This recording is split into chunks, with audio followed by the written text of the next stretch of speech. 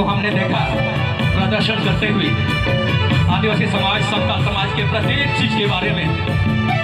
अभी सबों का एंट्री हम देख रहे हैं, सबके प्रवेश कर रहे हैं एक के बाद एक।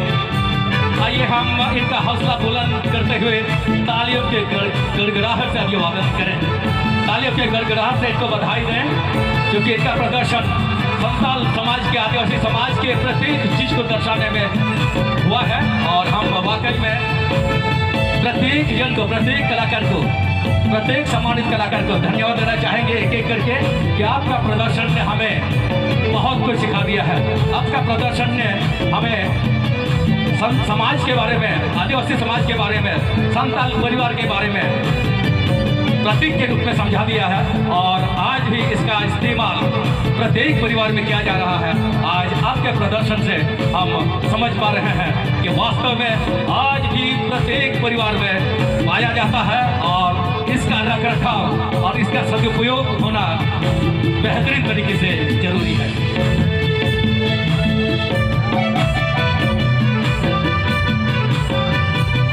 पुनः मैं दर्शकों से कहना चाहूँगा, सोहराय के अंतिम दिन में पधारे हुए सभी सम्मानित व्यक्तियों से कहना चाहूँगा, सम्मानित लोगों से कहना चाहूँगा, आह्वान करना चाहूँगा, जो भी हम प्रदर्शन को देख रहे हैं उसका मतलब समझ रहे हैं, आइए रख रखाव के बलस्वरूप इसका सदुपयोग किस तरह से किया जाए और किस तरह से हम अपने परिवार को